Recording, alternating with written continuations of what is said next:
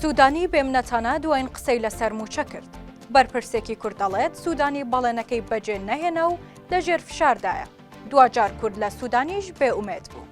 محەممەد شیع سوودانی سەرۆکوەزیرانی عێراق لە میانی وتەکەیدا لە پەرلەمانی عێراق لە بەرامبەر پەرلەمانتاران و سەرۆک فراکسیۆنە کوردیەکاندا دوایین خاڵی لەسەر دێڕی موچەتدانە و کۆتایی بە چاوەڕوانی هەرێمهێنا تا پارەی زیاتری موچە لە بەغداوە بێت. سوودانی وتی کە 660 میلیارد دینار بۆ موچەی هەر سێ مانگەکە تەرخان کراوە و هەرێمیش ڕەسیدیشی نەماوە لە پارەی تەرخانکراوی موچە. سەبارەت بە دەنگۆی ناردنی 400 میلیارد دیناری تریشکە هەرێم داوای کرد لە پشکی موچە گواستنەوەی بۆ بکرێت. سوودانی ڕایگەیان هیچ گواستنەوەیەک لە پشکی هەرێم ناکرێت. سوودانی لە قسەکانیدا جۆرێک لە بێمنەتی پێوە دیار بوو. لە کاتێکدا پێشتر سوودانی لە هەموو کەس نەرمتر بوو بەرامبەر پرسی موچەی فەرمانبەرانی هەرێم. لەو بارەیەوە بەرپرسێکی کورد لە بەغدا بە تیواری ڕاگەیاند کە سوودانی وردە وردە هەڵوێستی دەگۆڕێت بەرامبەر بە پرسی موچە و کەمتر دەچێتە ژێر باری فشاری داواکاری ناردنی موچە.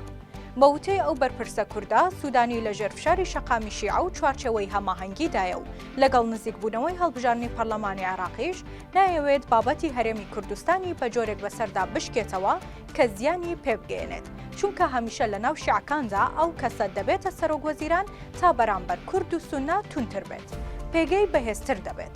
هەر لەسەر قسەکانی سوودانی سۆران عومەر ئەنجامی لیژنەی ئابووری لە پەرلەمانی عێراق لە هەژماری تایبەتی خۆی لە تۆڕی کۆمەڵایەتی فەیسبوک نووسیوێتی لە کۆبوونەوەی ئەمڕۆی ئەنجومەنی نوێنەران بە ئامادەبوونی سەرۆکوەزیران و وەزیرانی دەرەوە و ناوخۆ پلاندانان دەربارەی موچەی فەرمانبەرانی هەرێم داوای وەڵامم لێ کرد کە کێ بەرپرسە لە نەناردنی موچەی فەرمانبەران، چونکە هەرێم دەڵێت حکوومەتی عێراقی هۆکارە و ئەوان پابەندیەکانی خۆیان بەرامبەر بە بەغدا جێبەجێ کردووە.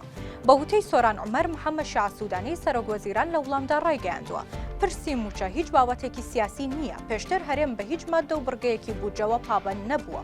پاش دەرچوونی بڕیاری دادگای فیدراڵی بەغدا پابەند بووە بە بڕیاری دادگا و موچەمان ناردووە هەر بەپێی بڕیارەکە لە پشکی هەرێم کە ڕێژەکەی لە 12.67 هەر ئەو 663 میلیارانە ماون کە بڕیارمان لێداون و هیچ گواستنەوە و مناقەلەیەکی دیکە ناکرێت لە پشکی هەرێمدا.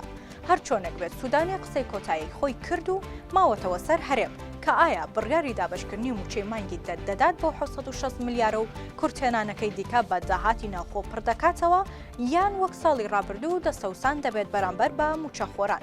بۆیە هەفتەی داهات و وەڵامی ئەم پرسیارە بۆ خەڵک و موچەخۆرانیش ڕوون دەبێتەوە کە بەندە بە بڕیار و هەڵوێستی حکوومەتی هەرێمی کوردستانەوە.